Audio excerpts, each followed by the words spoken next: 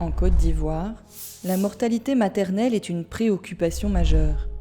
Le taux de mortalité maternelle, qui était de 614 décès pour 100 000 naissances en 2012, est passé à 645 décès pour 100 000 naissances en 2015.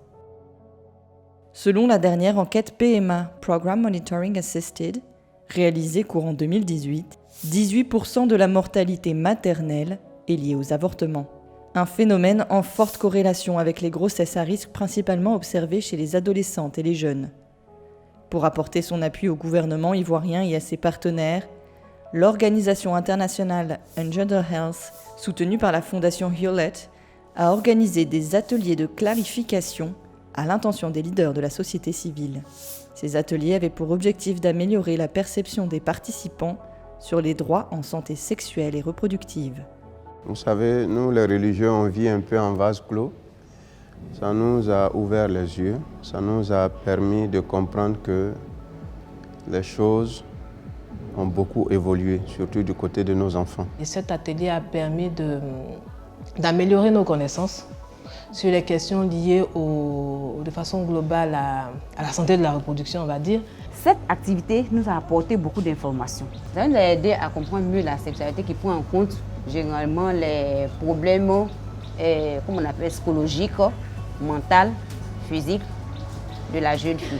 Au départ, je me disais, parce que j'étais déjà conditionné par certaines perceptions sociales, comme quoi si on rendait légal l'accès à l'avortement, ça allait augmenter le taux de perversité, les gens allaient s'adonner aux rapports sexuels n'importe comment et à des comportements à risque. Mais après cet atelier, je me suis rendu compte que contrairement à ce que je pensais auparavant, rendre légal l'accès aux avortements, ça va diminuer le taux de mortalité et ça va diminuer les comportements irresponsables des jeunes.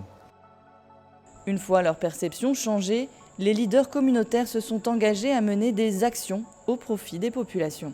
À la suite de cet atelier, nous avons bénéficié d'un accompagnement technique et financier d'Engender Health qui nous a permis de mener 2 activités de sensibilisation, notamment à Tekoubé et à Williamsville, à l'endroit des femmes. Ça a été l'occasion pour nous de faire comprendre à ces femmes-là qu'elles ont véritablement des droits en matière de santé de la reproduction et également qu'elles ont le droit de choisir du moment où elles décident de contracter ou non une grossesse grâce au planning familial. Notre rôle en tant que jeunes, c'est de mobiliser les personnes, passer l'information pour que nos pères sachent que désormais, il y a des structures, il y a des cliniques, il y a des centres de santé où on peut avoir accès à des soins après avortement à moindre coût surtout.